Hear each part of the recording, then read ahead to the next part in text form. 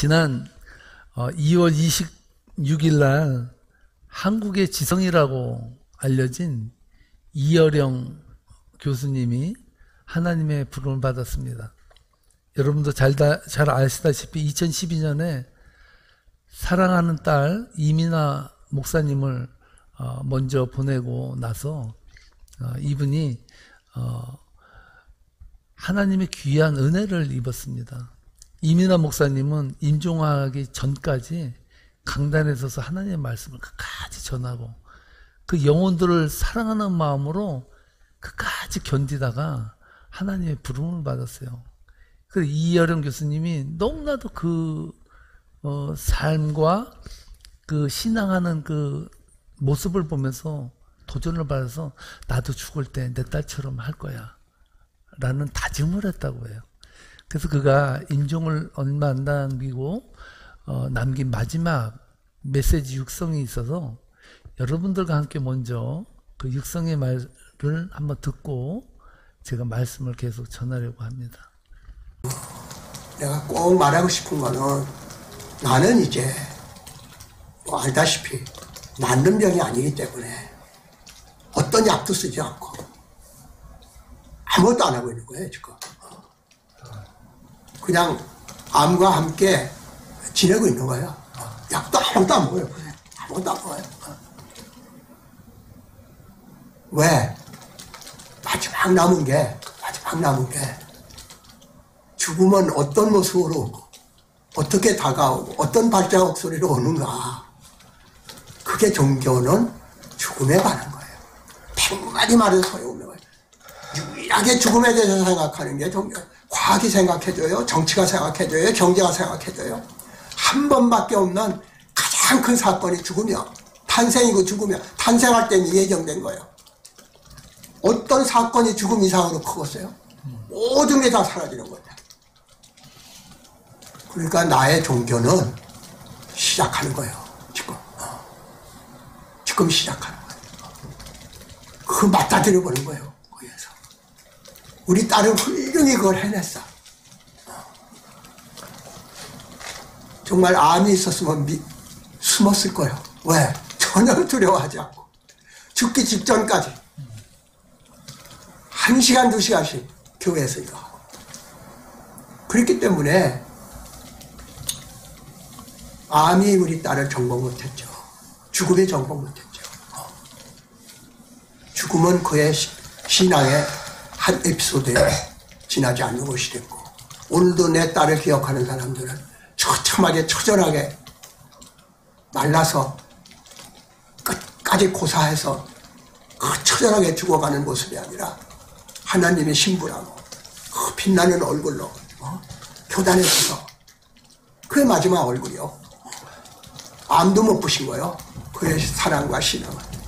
그렇기 때문에 내가 용감하게 닥쳐봐야 알지만 아직은 초연하게 내 글 쓰고 할 거 다 하고 마치 영원히 사는 사람처럼 살고 있는 거예요. 그래서 내가 줄 수 있는 말은 성경의 말이 아니라 증자의 말에 가마귀 죽으려 할 때 그 소리에 슬프지 아니한가?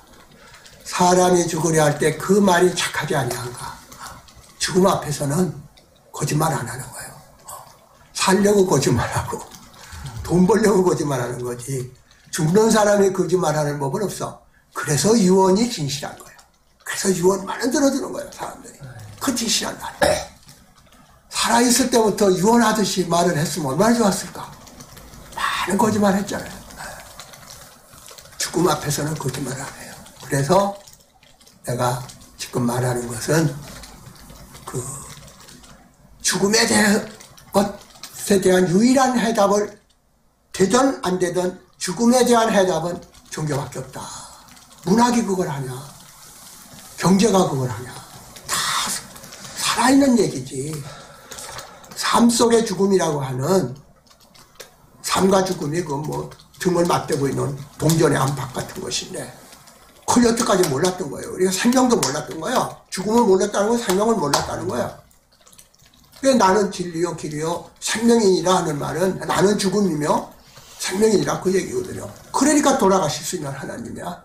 예수님이 돌아가실 수 있는 하나님이었거든. 우리처럼 엘레리 라바사박다니 하고. 그래서 부활을 하신 거예요. 근데 우리는 부활이라는 게 없어요. 십자가에 못 박힐 수는 있어요. 부활은 없어요.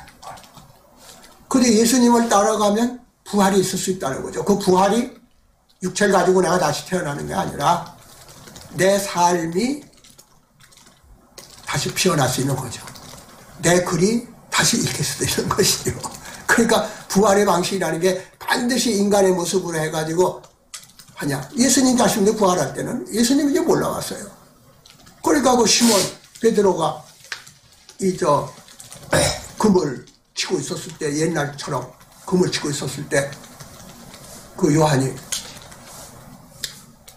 예수님이라고 하니까 그저서 뛰어나오잖아요. 그 다음 뛰어나와.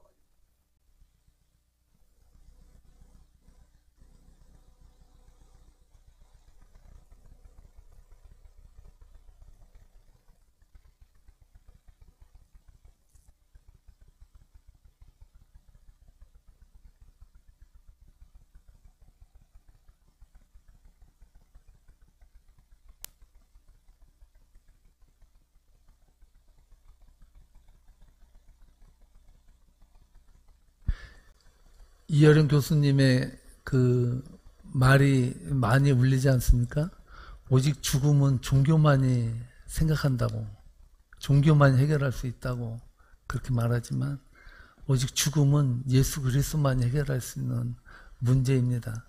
제가 이여령 교수님을 추억하며 이분께 받은 그 글 중에 감동이라는 제목의 책이 있습니다. 느껴야 움직인다, 감동이라는 제목인데요. 감동이라는 단어는 느낄감, 움직일 동이잖아요. 느껴야 움직이는 거예요. 느껴야 움직인다라는 말은 바꿔 말하면 느껴야 변해요. 사람이 말로 변합니까? 여러분들 자식한테 매일 잔소리 하잖아요. 근데 잔소리로 바뀝니까? 안 바뀌어요. 안 바뀌어도 계속 뭐예요? 말해요. 그런데 중요한 것은 사람은 느껴야 변해요. 그래서 죽을 때 사람들이 완전히 변하죠. 왜 그런지 아세요? 죽음 앞에서는 다 느껴. 마지막에는 느껴요. 그때 사람은 변하는 거거든요. 이여령 교수님도 그 말 하잖아요. 좀 일찍 느끼면 얼마나 좋을까. 그렇지 못한 것이 우리의 인생이라는 것이죠. 여러분, 현대인들이 착각하는 것 중에 하나가 이 세상이요, 힘의 논리로 움직인다고 생각을 해요. 그래서 사람들이요, 자꾸 나라와 나라 간에 끊임없이 무기를 개발하고요, 경제를 활성화해서 파워를 키우려고 해요. 왜? 그래야 남한테 무시당하지 않고 힘을 가져야 이 세상에서 존재할 수 있다라고 생각을 하거든요. 그런데요, 저는 세상이 힘으로 움직여진다고 생각하지 않습니다. 가정도 그렇고요, 사회도 그렇고, 이 세상이 힘의 논리로 움직일 것 같지만, 세상이 움직이는 단 한 가지 이유가 있다면, 그것은 세상은 따라하시 바랍니다. 감동으로 움직인다. 여러분, 사람은요, 감정적인 동물이에요. 그래서 아무리 나에게 이익이 있어도요, 기분 나쁘면요, 그런 말 있잖아요. 빈대 잡으려서 초가상칸 태운다고. 초가상칸이 타도요, 빈대 하나 때문에 목숨 걸 수도 있는 것이 인생이에요. 여러분, 우리가 갈등이 있는데 갈등 가운데 가장 큰 문제가 옳고 그름 때문에 갈등이 있지 않아요. 기분 나빠서 갈등이 있어요. 기분이 나빠서. 저는 세상이 감동으로 움직인다는 것을 요즘 뼈저리게 느껴요. 러시아 푸틴이 우크라이나를 침공했잖아요. 우크라이나의 대통령 젤렌스키가 요즘 세상의 중심에 서 있어요. 그는 우크라이나의 제6대 대통령으로 코미디언이 대통령이 됐어요. 그가 선생인가 그 역으로다가 출연했는데 코미디 프로에 하도 정보를 까고 잘못된 걸 비리를 막 말하고 하는데 이 사람이 진짜 정치를 잘할 것 같은 거예요. 그래서 국민이 이 코미디언을 70%가 지지해서 대통령이 된 사람이에요. 정치를 잘 하진 못했다고 해요. 그런데 한 가지, 그는 가장 결정적일 때 국민들과 세계에 감동을 줬어요. 러시아의 푸틴이 힘으로 우크라이나를 정복하려고 전쟁을 일으켰을 때 그 젤렌스키가 뭐라 그랬냐면요. 미국에서 너 위험하니까 빨리 비행기 보내줄 테니까 탈출해라. 그렇게 얘기를 했을 때 젤렌스키가 그랬다는 거예요. 나에게 안전을 위한 비행기를 보내주지 말고 무기를 보내달라고. 나에게 필요한 것은 안전이 아니라 무기라고. 러시아와 싸워서 그들을 대항해서 견딜 수 있는 무기를 달라고 호소를 했어요. 그리고 또 한 가지 말한 게 나는 이 수도를 떠나지 않을 거라고. 그 말이 세계의 모든 사람들에게 잔잔한 지금 감동을 일으키고 있습니다. 다윗과 골리앗과 같은 싸움이라고 해요. 러시아는 세계에서 두 번째로 무기가 많은 나라예요. 핵을 가진, 엄청나게 많이 가진 나라가 러시아입니다. 그런 다윗과 골리앗과 같은 싸움에서 젤렌스키의 그 간절함이 세상을 흔들고 있다는 것이죠.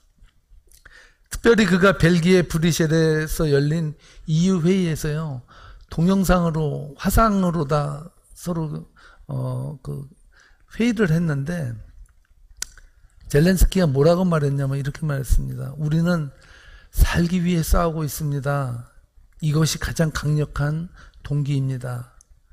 라는 내용의 화상 연설을 할 때 얼마나 절박함이 묻어나는지 통역을 하던 통역관이 그 젤렌스키의 말을 통역하다가 울었어요.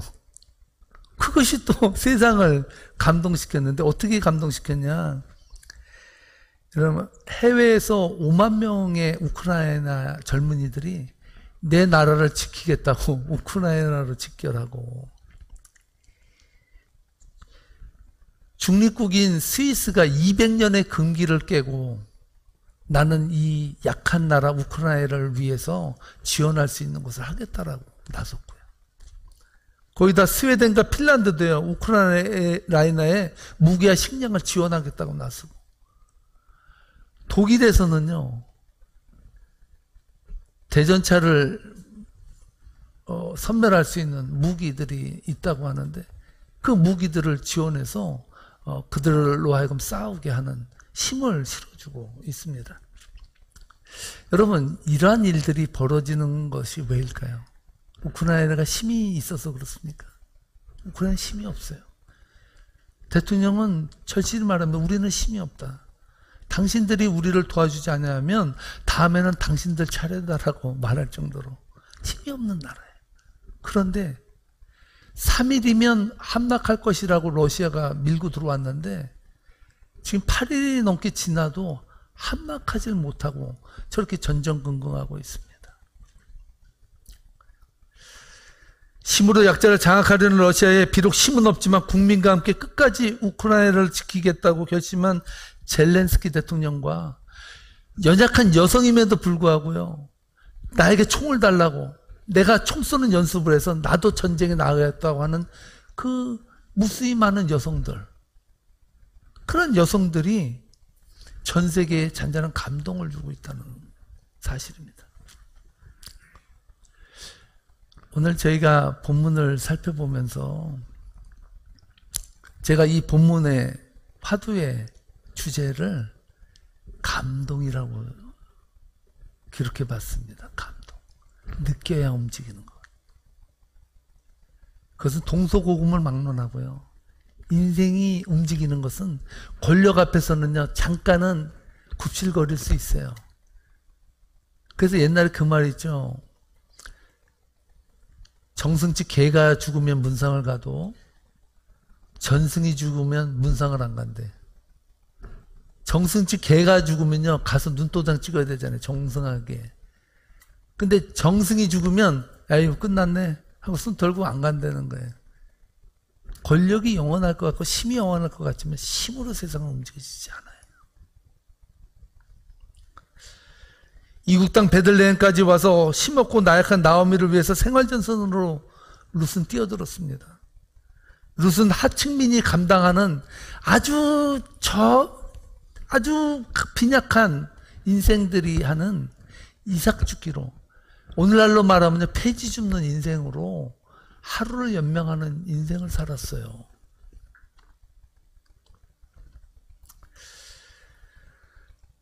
그런데 중요한 사실은 이제는 또 바뀌었어요. 룻이 어떻게 바뀌었냐? 하층민이 감당하는 그 이삭 줍는 일을 하다가 나오미가 다시 명령을 내려요. 무슨 명령을 내리냐?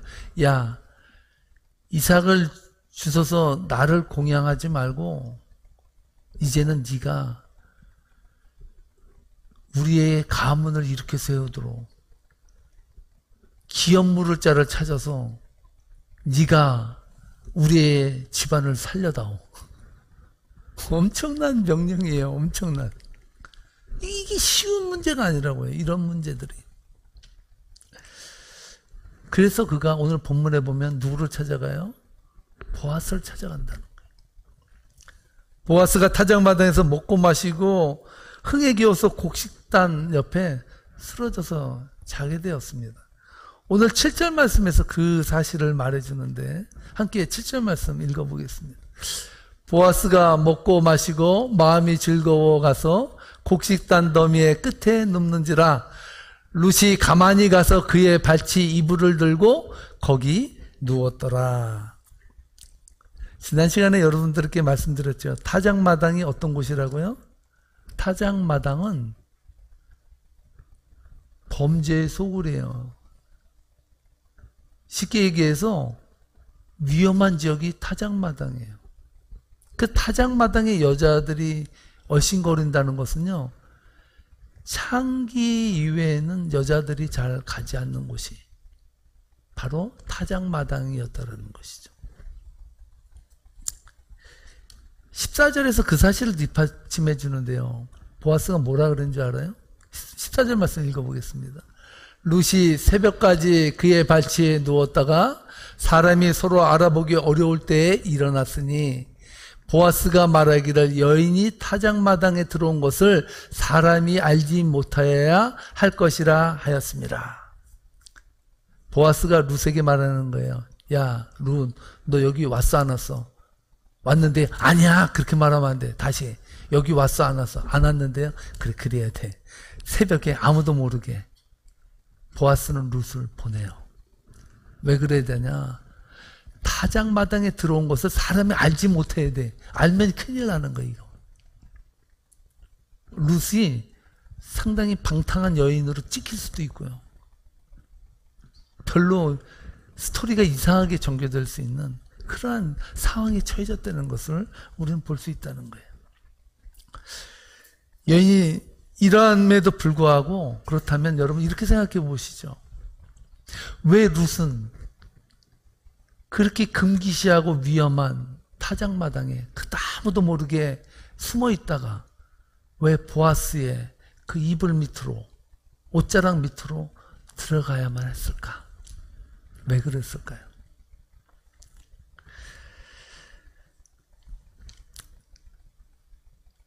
룻이 보아스와 단판을 지으려면 대면에서 아무도 없이 얘기할 수 있는 장소가 타작마당이 적당했다는 것이죠. 타작마당에서 그 일을 행할 때 그것이 확실하다라고 생각했기 때문에.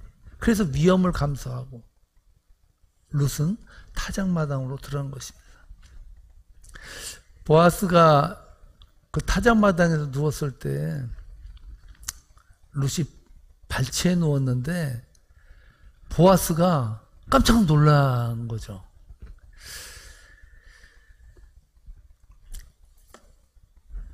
오늘 본문 말씀에서 보면 그렇게 말합니다. 8절 말씀 함께 읽어보겠습니다. 밤중에 그가 놀라 몸을 돌이켜 본즉 한 여인이 자기 발치에 누워있는지라.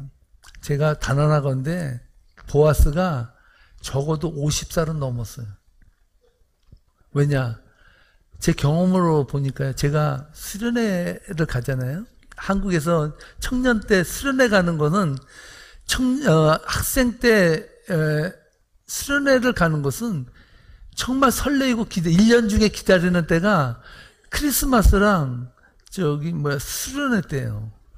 수련회 때 가잖아요. 가면은 형들이나 누나들이요. 얼마나 장난을 치는지. 저는 자고 일어났는데 사람들이 저를 보고 다 웃어. 근데 왜 웃는지 모르고 저는 돌아다녀요. 나중에 봤더니 사인펜 가지고 얼굴에다가 사랑해요. 여기 러브 그려놓고요. 수영 그려놓고 5만 가지 다 그냥 그림을 다 그려놔버리죠. 그래도 못 깨요. 몰라요. 하도 잠이 깊게 들어서.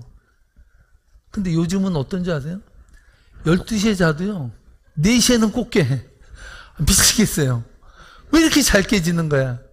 그래서 제가 또 김영 목사님께 물었어요. 아니 왜 이렇게 요새 12시에 자도 4시, 1시에 자도 4시 왜 이렇게 자꾸 깨지는 거야? 그러니까 갱년기요.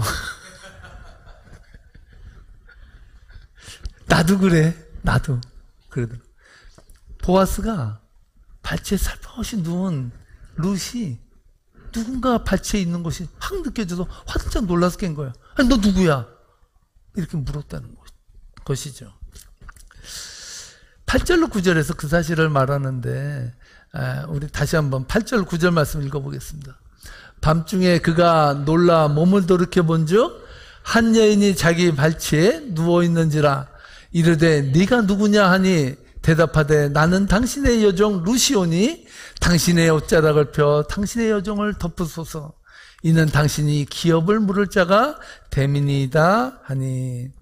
기업 물을 자라는 것이 고엘이라는 단어라 그랬죠. 이 단어의 뜻이 뭐라 그랬습니까? 친족이에요.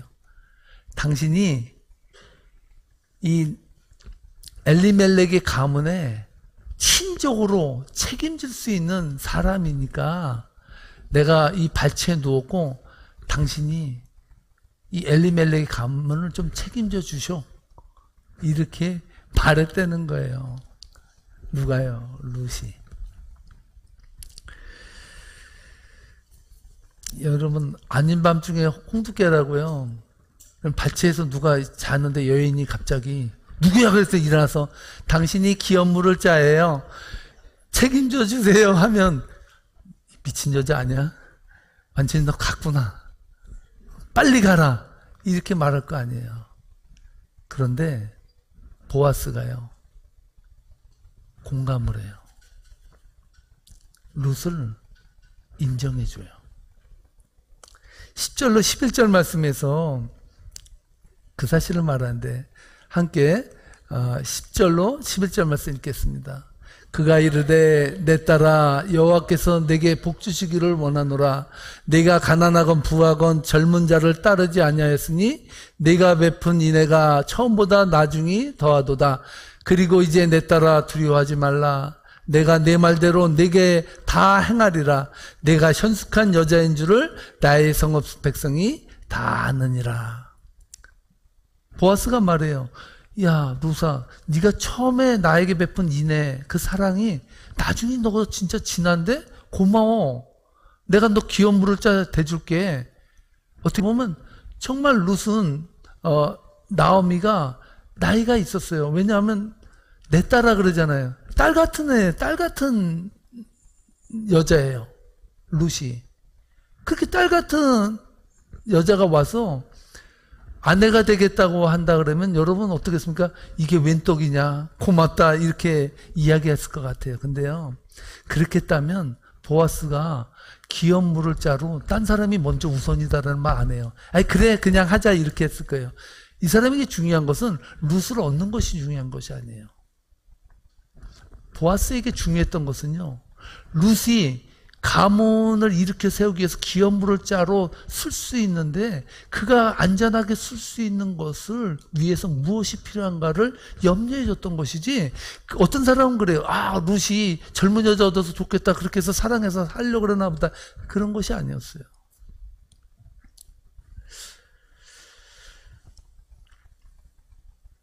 여러분, 룻이 보아스를 만났을 때는 룻이 나오미를 위해서 직업전선에 뛰어든 때예요. 이삭을 줍던 때예요. 그런데 나중에는 보아스의 발치에서 어떻게 말합니까? 엘리멜렉의 가문에 기업을 물어주세요. 그렇게 책임져 주세요. 생각해 보세요. 처음에 시작은 시어머니 공양하는 거로 시작해서 나중에 가문을 생각해서 가문을 일으키려고 그래요. 감동 아닙니까? 감동이에요, 감동. 야, 네 이내가 대단하다. 네가 베푸는 네 시어머니나 가문을 생각하는 그 사랑이 철저하게 나의 마음을 움직인다는 거예요. 감동, 느낄감, 움직일 동. 그것이 마음에 들어오니까 보아스가 달라져 버려요. 13절에서 이렇게 말합니다. 어떻게 달라졌는지 보시기 바랍니다. 이 밤에 여기서 머무르라. 함께 읽겠습니다. 아침에 그가 기업 물을 자의 책임을 내게 이행하려 하면 좋으니 그가 기업 물을 자의 책임을 행할 것이니라. 만일 그가 기업 물을 자의 책임을 내게 이행하기를 기뻐하지 아니하면 여호와께서 살아계심을 두고 맹세하노니 내가 기업 물을 자의 책임을 내게 이행하리라. 아침까지 누워있을지니라 하는지라. 기가 막히죠. 야, 네 기업 물을 순번이 따로 있어. 내가 아침에 그 사람 만나서 네가 좀 이 나오미 엘리멜렉의 가문을 일으켜 세우기 위해 기업 물을 자가 좀 되라. 그렇게 가서 묻겠다는 거예요. 그리고 또 하나의 약속을 해요.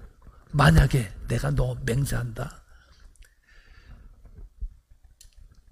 그 1번 순위가 안 한다고 하면 내가 2번으로 책임져 줄게. 너는 따놓은 당상이야. 기업 물을 자에 대해서는 걱정을 하지 마. 내가 끝까지 책임져 줄게. 그렇게 얘기해요. 근데 재미난 단어가 있는데 뭐가 있냐면요. 룻이 나오미가 이야기한 그 내용을 그대로 뭐 했다 그래요? 이행했다라고 말하잖아요. 근데 13절에 보면요. 이번엔 보아스가 룻을 위해서 내가 다 이행하겠다고 말해줘요. 쉽게 얘기하면 그 룻의 그 아름다운 그 헌신과 이행하는 마음이 보아스에게 감동해서 내가 그대로 너에게 이행해 줄게라고 말하고 있다는 사실이에요.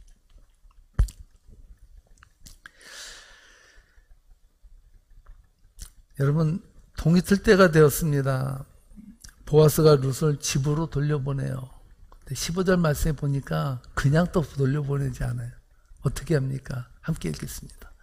보아스가 이르되 내 겉옷을 가져다가 그것을 펴서 잡으라 하매 그것을 펴서 잡으니 보리를 6번 대어 룻에게 지어주고 성읍으로 들어가니라. 그 당시 여인들은요, 옷 위에다가 야, 웃옷을 하나 펴라. 그렇게 가지고 보리를 6대를 또 퍼서 줬다는 거예요. 6대. 야, 또 가져가. 그렇게 해서 성읍으로 돌아갔다라는 거예요.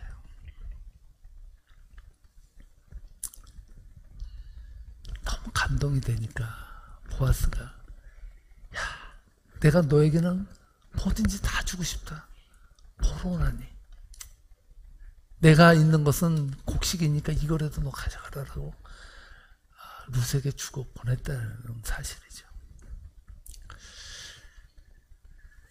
여러분, 느끼면 움직입니다. 룻에 대한 감동이 보아스의 마음을 계속 움직이게 합니다. 여러분 인생에 여러분이 젊게 사는 비결이 뭔지 아세요? 제가 오늘 여러분들에게 젊게 사는 비결을 가르쳐 드릴게요. 여러분이 젊게 살고 젊어지려면요, 따라하시 바랍니다. 매일 감동받는다. 아침에 일어나서도 감동, 숨 쉬어지네. 뭐 하나를 받아도 감동. 이런 사람은요 늙지 않는데요. 늙지 않는데. 늘 감동받는 느낌이 와야 돼. 인생이요 행복한 것은요 감동 때문에 행복한 거예요. 늘 감동해야 돼요. 여러분 룻에 대한 감동이 보아스로 하여금 무한 책임의 단계로 돌아갔다는 거예요.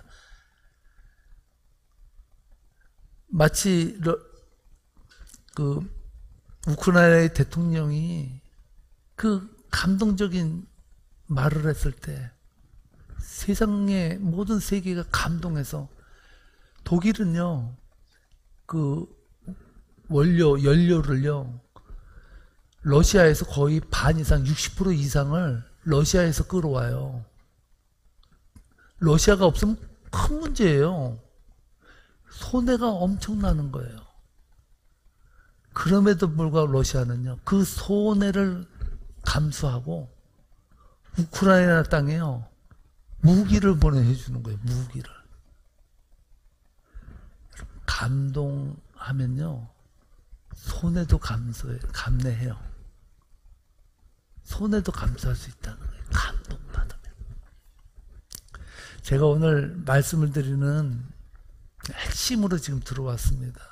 제가 말하려는 것이 뭐냐, 그래 감동받는 삶을 살아야지 그렇게 생각하지만 더 중요한 사실이 있어요. 그게 뭔지 아십니까? 하나님도 감동받는 걸 좋아하시는 거예요. 많은 생각하는 사람들이 그래요. 하나님은 너무 무자비해. 내가 잘못하면 한시라도 가만두질 않는 것 같아. 맨날 때리고 위험하고 너무나도 폭군 같은 분으로 인식되고 무서워. 우리는 그렇게 생각할 수 있어요. 그런데 여러분, 인간이 감동받기 때문에 하나님이 감동받는 것이 아니라 하나님의 형상으로 받은 인간이기 때문에 하나님이 감동받는 걸 좋아하시기 때문에 인간에게도 그 감동하는 마음을 주셨다는 거예요. 자꾸 주객이 전도돼. 하나님은 감동받는 걸 좋아하세요. 일례로 솔로몬이요 왕이 될 때 하나님 앞에 아름다운 제사를 드렸어요. 너무나도 모든 것을 하나님께 드리고 싶어 했어요. 그러니까 하나님이요 너무나 기뻐서, 야 솔로몬, 너 원하는 게 뭐야? 내가 너무 감동받았어. 네가 원하는 건 뭐든지 다 줄게. 그랬더니요 이 솔로몬은 또 한술 더 떠요. 뭐라 그러냐면, 그러면요 금 600kg를 저에게 좀 주십시오. 아니면 다른 나라의 절반을 저에게 주십시오. 이렇게 하나님한테 요구한 것이 아니라 뭐라 그랬냐면요, 하나님, 제가 많은 사람들을 재판하는데 이 사람들을 잘 재판할 수 있도록 나에게 지혜를 주십시오. 이렇게 간구하지 않았습니까? 그러니까 하나님이요 더 감동받았어. 야, 네가 돈도 원하지 않고 명예도 원하지 않고 사람들을 잘 재판할 수 있는 그 지혜를 달라고 하니까 내가 나머지도 다 줄게. 너 다 가져. 하나님은요 째째하지 않아요. 하나님은 주면요 그냥 들이부어줘요. 감동받으십니다. 감동받으십니다. 예수님이 이 땅에 오셨어요. 우리들에게 보여준 것이 뭔지 아세요? 예수님이 이 땅에서 보여주신 것은요, 하나님이신 예수님이 이 땅에 오셔서 인간의 고통과 슬픔과 아픔을 보고 함께 울어줬다는 거예요. 뭐예요? 공감했다는 거예요. 그리고 이 세상에서 남을 착취하고 못된 짓 하고 바리새인처럼 남을 무시하고 경멸하는 사람들은요, 예수님은요 오셔서 진노하셨어요. 화를 냈어요. 예수님이 이 땅에 오셔서 보여주신 것은